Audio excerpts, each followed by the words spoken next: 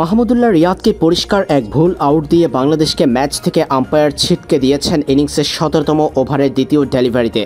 রিয়াদের প্যাডে বল লাগায় এলবিডব্লিউর আবেদন করেছিল প্রোটিয়া ক্রিকেটাররা, তাতে সাড়া দিয়েছেন অনফিল্ড আম্পায়ার। অথচ পরিষ্কার দেখা যাচ্ছিল বলটা স্টাম্প পরিষ্কারভাবে মিসিং, কিন্তু অনফিল্ড আম্পায়ার প্রোটিয়াদের ডাকে সাড়া দিয়ে আঙুল তুলে দেন। সাথে সাথে রিভিউ নিয়ে নেন মাহমুদুল্লাহ রিয়াদ। পরে রিভিউতে দেখা গেল বলটি ছিল স্টাম্প মিসিং, অর্থাৎ স্টাম্প স্পর্শই করেনি। মাহমুদুল্লাহ রিয়াদের গায়ে স্পর্শ করে বলটি চলে গিয়েছিল বাউন্ডারিতে। পরিষ্কার ৪ রান। ডিআরএস এর ল অনুযায়ী রিভিউ নেওয়ায় সেই ৪ রান পায়নি বাংলাদেশ, অর্থাৎ ৪ রান থেকে বঞ্চিত হয়েছে টাইগাররা। ম্যাচের পর দেখা গেল বাংলাদেশ সেই ৪ রানেই পরাজিত হয়েছে দক্ষিণ আফ্রিকার বিপক্ষে।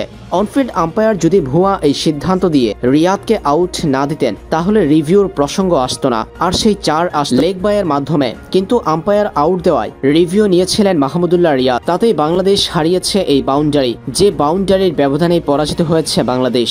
সেই ৪ রান টাইগারদের স্কোরে যুক্ত হলে প্রোটিয়াদের বিপক্ষে এই ম্যাচে জয়ী হতো টাইগাররা।